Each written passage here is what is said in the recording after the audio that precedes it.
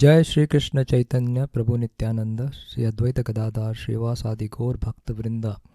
Hare Krishna Krishna Krishna Hare Hare, Hare Ram Ram Ram Hare Hare. Hare Krishna, thank you for joining.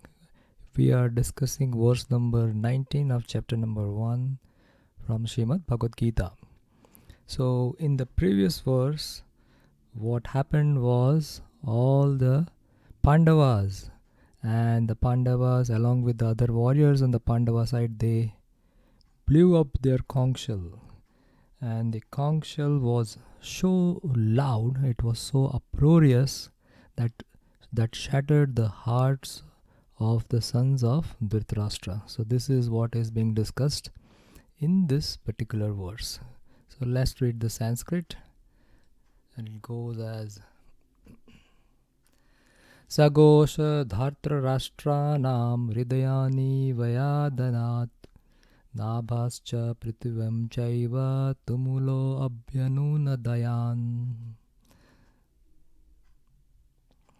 The blowing of the different conch shell became uproarious, and it was so loud that vibrating both in the sky and on the earth, it shattered the hearts of the son of Dhritarashtra.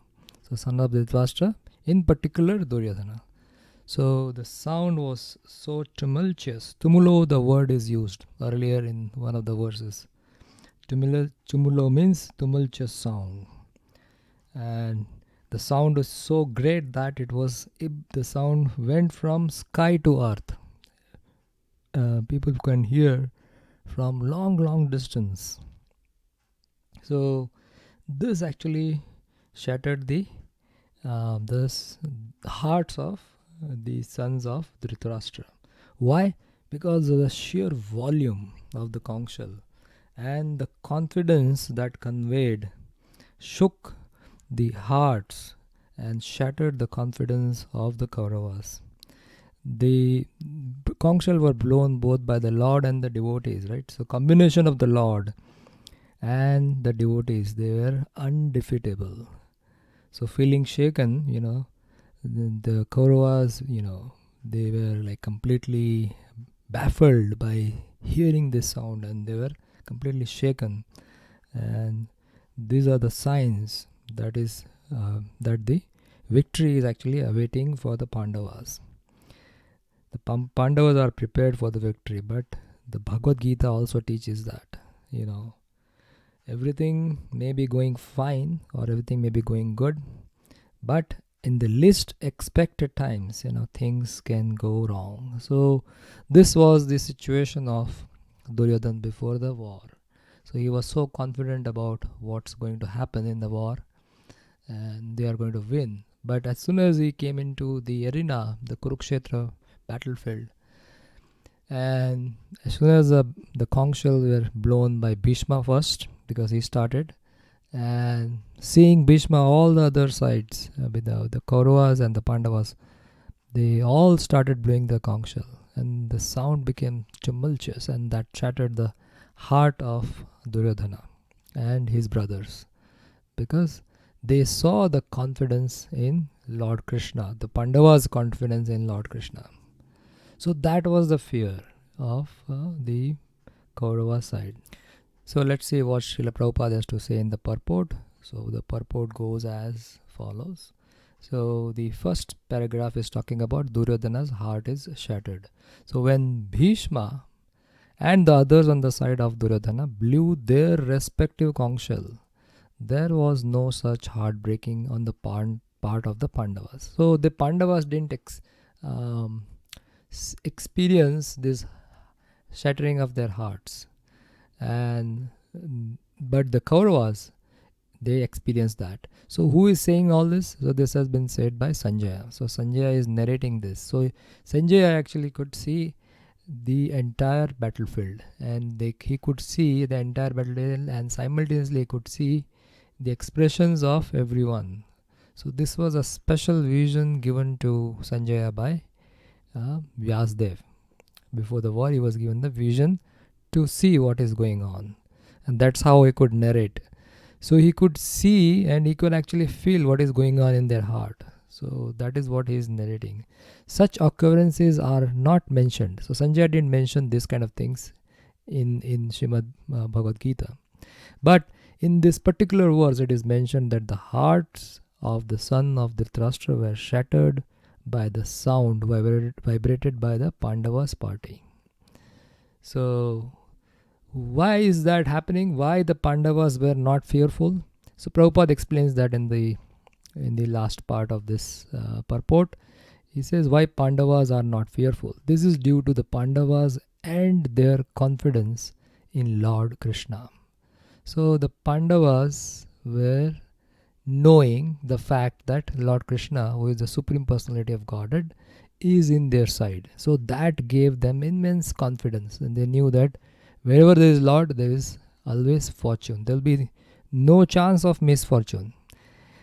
Even the Lakshmi Devi, who is a goddess of fortune, is actually with Krishna. So there will be always fortune. So that knowledge they had. And that's why when in the beginning or before the war, when there was an opportunity for Arjuna and Duryodhana, they approached Lord Krishna.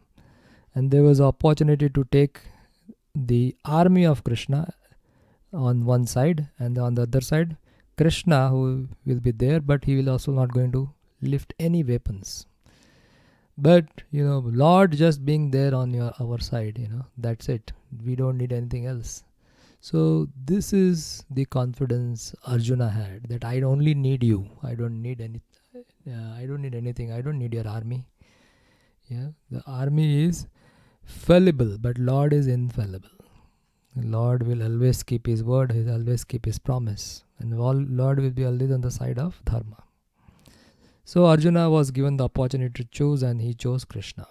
That's how Krishna became the charioteer of Arjuna. So he gave direction right from being in the position of being a driver. He was a chariot driver. And being a chariot driver, he knew exactly what is going on in the battlefield, and he gave accordingly directions to Arjuna while the battle was going on.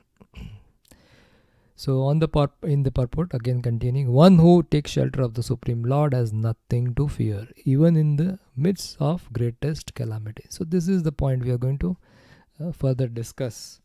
That generally speaking, the living entities, the fear is one of the factor with it. Comes with the living entity taking birth in this material world. So these are the four things which is common. Ahara, Nidra, Bhay, Maithunamcha. These are four things common in the living entities. Ahara, Nidra, Bhay, Maithunamcha. Samanya Mesa Etat Pasubhi Naranam. So this is common between human beings and animals. So Ahar means eating, Nidra is sleeping, Bhay is fear. So fear is a part of the material life. Fear and Maithunamcha, procreation, right? So one must be fearful, or one must be in anxiety in this material world. As we get the body, with that all these factors are already, it comes as a package. So that is being described in Shastras. So then the question is that how a devotee can become free from fear, right? Or how a devotee can become fearless, right? So sometimes this word courage. So courage is not an absence of is just an absence of fear, but it is a presence of the awareness that will actually minimize our fears. So that is the meaning of courage or fearlessness.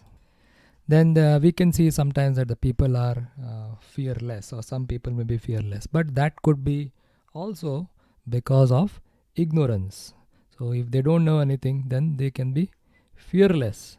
But this is not what we are talking about, the meaning of fearlessness over here. So before going to fearlessness, let's understand what is fearfulness. So fearfulness is fear of something. And what is that? Fearfulness can actually come due to dependence on matter. So when we are depending on matter, that creates anxiety in our mind. So that creates fearfulness. And then fearlessness, comes from knowledge.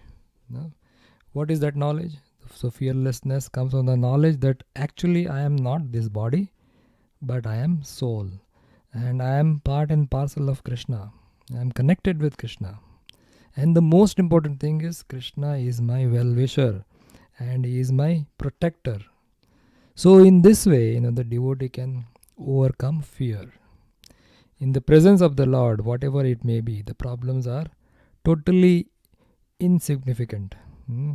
So in this way, by the awareness of Krishna in our life, we can overcome the fear factor, and we can become very, very courageous, because we know that Krishna is behind us and Krishna is actually going to protect me in all circumstances. So that confidence in Krishna makes a devotee fearless. Right? So basically, fearlessness is to become aware of the presence of the Supreme Personality of Godhead. Right? And the process of Krishna consciousness actually helps us to become fearless gradually. As our confidence in Krishna increases, our fearlessness and the factor of fearlessness also increases in our life. So in the battle of Kurukshetra, we see that Pandavas were fearless by the presence of Krishna, whereas the Kauravas did not have any such shelter. So this was the issue with the Kauravas. They didn't have any shelter, and their destruction was guaranteed. It was known for sure, because they don't have shelter of Krishna, they will be destroyed. And ultimately, somebody who doesn't have shelter in this material world of Krishna, their future is also doomed. So the best way for us is to understand about Krishna, hear about Krishna, and gradually become fearless. So there's a very nice verse in Srimad Bhagavatam, which is recited by Sukadeva Goswami. So Srimad Bhagavatam, the second canto, first chapter, verse number 5. Right. So here Sukadeva Goswami is explaining to Maharaj Parikshit, O descendant of King Bharata. So the verse is Tasmad Bharata Sarvatma Bhagwan Ishvara Hari Srotavya Kirtitavyascha Smartavyascha Ichchita Abhayam. Ichchita Abhayam. So, O descendant of King Bharata, one who desires to be free from all miseries. So, because of the fear, one is in a miserable condition. So, if one wants to get free from all the miseries, then what one must do is given here. All miseries one must hear about and glorify, and also remember the personality of Godhead. This basically Krishna is talking about Krishna, who is the super soul, the controller, and the savior from all miseries. Right? So one who desires like that, one who wants to become fearless, must take shelter about Krishna. And how to take shelter? The taking shelter means by the process of first hearing about him.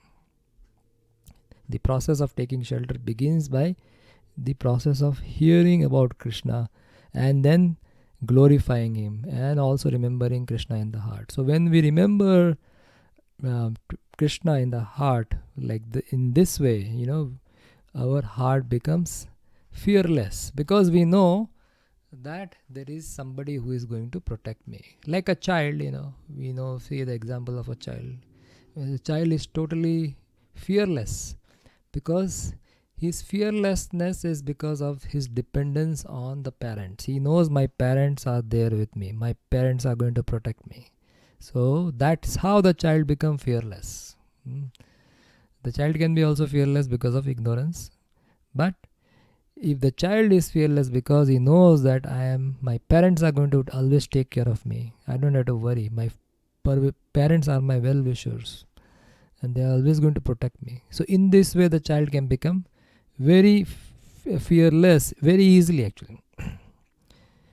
So this is what being explained by Srila Prabhupada over here. Due to the Pandavas and their confidence in Lord Krishna, they were not fearful.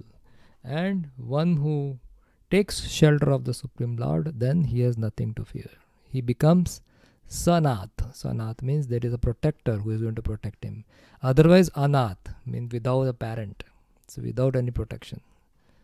So we all must think about this particular point, that how we become or how we strive towards becoming fearless in this life, right? By taking shelter of the Supreme Personality of Godhead, Lord Sri Krishna. Thank you so much. Srila Prabhupada ki jai. Srimad Bhagavad Gita ki jai. Gaur Premanande Haribol.